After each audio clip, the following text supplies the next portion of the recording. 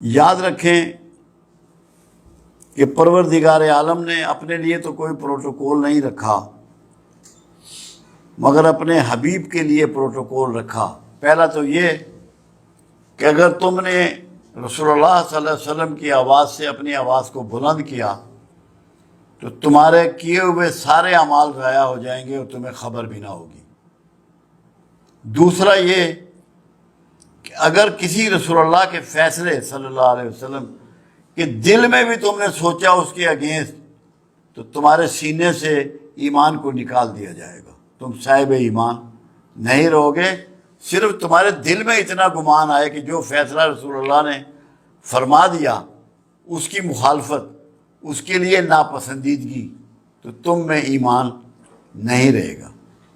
تیسری چیز، دو چیزیں ایسی ہیں جو پروردگار عالم ہمیشہ قبول فرماتا ہے، باقی کوئی چیز رد بھی کر سکتا ہے۔ ایک توبہ اور ایک رسول اللہ صلی اللہ علیہ وسلم پر درود و شریف۔ درود شریف کو اللہ ہر حال میں قبول فرماتا ہے۔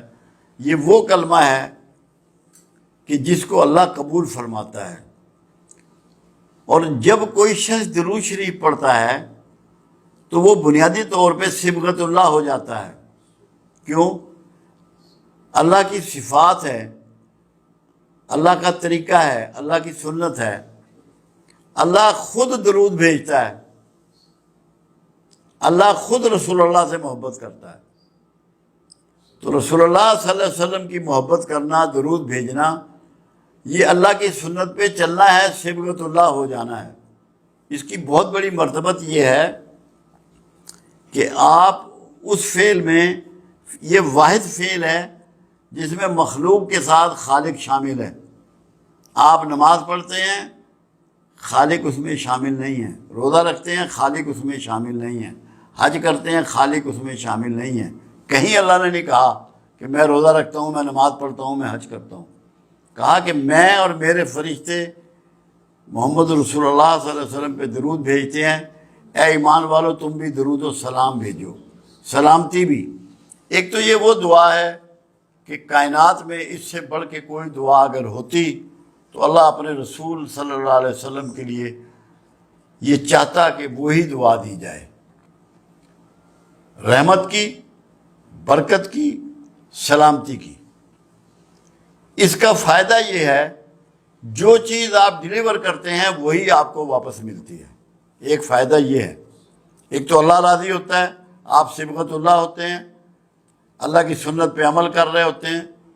آپ جب رسول اللہ صلی اللہ علیہ وسلم پہ رحمت بھیج رہے ہیں، برکت بھیج رہے ہیں، سلامتی بھیج رہے ہیں، یہ سب کچھ آپ کی طرف لوٹایا جا رہا ہے، آپ کی طرف یہ لوٹتا ہے۔ آپ کو بھی یہ چیزیں نصیب ہو رہی ہیں۔ کیوں؟ کہ جو بھی یہ گفٹ اللہ کے حبیب کی طرف روانہ کر رہا ہے، اللہ اس سے راضی ہوتا ہے اور اس کو انہی چیزوں کے ساتھ برکات اور رحمت اور سلامتی پہنچاتا ہے۔ دوسرا، خود اللہ کے رسول صلی اللہ علیہ وسلم کا فرمان مبارک ہے کہ جو میرا درود ہے وہ مجھ تک پہنچایا جاتا ہے لوگوں کو والدین کے ناموں کے ساتھ، کہ فلاں شخص نے، یہ ماں کا نام ہے، یہ باپ کا نام ہے، آپ کو اتنی مرتبہ درود شریف پیش کیا ہے۔ یہ سب سے بڑی بات ہے کہ آپ کا نام رسول اللہ کے دربار میں رجسٹر ہو جاتا ہے کہ اس شخص نے، اس کی یہ والدہ کا نام ہے، یہ اس کے باپ کا نام ہے، یہ درود شریف مجھے بھیجا ہے۔ آپ کے دفتر میں وہ ریکارڈ کرتے ہیں فرشتے، وہ پہنچا دیا جاتا ہے۔ دوسری بات یہ ہے کہ خود آپ کا فرمان یہ بھی ہے کہ شب جمعہ، یعنی کہ جو جمعرات کی رات ہوتی ہے، جس کو شب ہم جمعے کی کہہ رہے ہیں کیونکہ ہمارے یہاں رات پہلے ہوتی ہے، میں خود سنتا ہوں، میں خود سنتا ہوں۔ ایک بات اور ہے، قرآن حکیم میں وعدہ کیا گیا کہ تم جس کسی کو دعا دو تو جو دعا اس نے دی ہو یا ویسی ہی دعا اسے واپس لوٹاؤ یا اس سے بڑھ کے دعا واپس لوٹاؤ۔ اب یہ قرآن کا قانون جو ہے، یہ قرآن کی صفت جو ہے، یہ قرآن کا آرڈر جو ہے، یہ رسول اللہ صلی اللہ علیہ وسلم کے لیے بھی ہے، سب کے لیے ہے۔ اس لیے جب کوئی شخص کملی والے پر دعا بھیجتا ہے، درود دعا ہی ہے، اور سلام بھیجتا ہے، تو رسول اللہ صلی اللہ علیہ وسلم بھی اس کے لیے دعائیں فرماتے ہیں، ریٹرن میں اس کو دعا عطا فرماتے ہیں، کیونکہ قرآن کے قانون کے عین مطابق۔ تو یہ جنت کی بشارت ہے درود بھیجنے والے کے لیے کہ جب تو رسول اللہ کے لیے دعا بھیج رہا ہے تو رسول اللہ صلی اللہ علیہ وسلم اس سے بہتر طریقے سے تجھے دعا لوٹا رہے ہیں، اور جس کا دعا گو رسول اللہ ہو جائیں اس کے لیے کوئی خطرہ نہیں ہے، کوئی دوزخ کا ڈر نہیں ہے، کوئی آگ کا ڈر نہیں ہے۔ انشاءاللہ اللہ کے ہاں اس کی مغفرت ہے اور اس کی بخشش ہے۔ تو درود شریف بخشش کی ضمانت ہے۔ یہ پڑھنے والا، یہ بھیجنے والا، پڑھنے کا لفظ نہیں ہے، بھیجنے کا لفظ ہے۔ بھیجنے میں یہ ہوتا ہے کہ یہ گفٹ ہوتا ہے، پڑھنا گفٹ نہیں ہے، بھیجنا گفٹ ہے۔ آپ کو یہ یقین ہونا چاہیے کہ آپ کی چیز جو ہے یہ ہوا کے دوش پر جا رہی ہے اور آقا کو پہنچ رہی ہے، یہ گفٹ آپ کا میرے آقا کے پاس جا رہا ہے۔ ایک فائدہ اور جو پنجابی کی ایک مثال ہے، رانجھا رانجھا کردینی میں آپے رانجھا ہوئی۔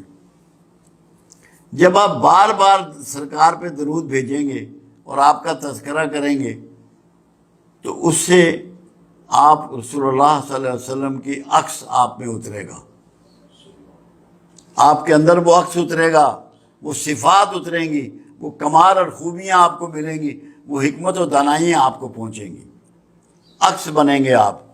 مگر اس کے لیے آپ کو درود شریف کے ساتھ رحمت کے رویے کو اپنانا ہے۔ معاشرے کے لیے، مخلوق کے لیے، ہر مخلوق کے لیے رحمت بننا ہے۔ کسی کے لیے زحمت مت بنے، آپ کے ہاتھ اور زبان سے کسی کو تکلیف نہ پہنچے، تو عکس محمد آپ ہو جائیں گے اگر صحیح معنوں میں دل کی گہرائیوں سے اگر آپ درود شریف پڑھیں گے۔ درود شریف کی اتنی برکات ہیں، میرا تو ایمان یہ ہے۔ اور دیکھو کمال کیا کیا گیا، کوئی نماز ایسی نہیں ہے جس میں درود شریف نہیں ہے، یہاں تک کہ جنازے کی نماز میں بھی درود شریف رکھ دیا گیا کہ جس نے کوئی نماز نہیں کبھی پڑھی، ایک دفعہ درود شریف کسی جنازے میں پڑھ لیا تو اللہ کے رسول کی دعاؤں کا مستحق ہو گیا، اس کی عاقبت سنور گئی، اس کی آخرت محفوظ ہو گئی۔ تو یہ اللہ نے ایک مسلمانوں کے لیے شیلڈ بنائی ہے، پناہ گاہ بنائی ہے۔ تو درود شریف جو ہے یہ ہماری پناہ گاہ ہے، اس میں داخل ہو جاؤ اور دوزخ کے عذاب سے اپنے آپ کو چھڑا لو۔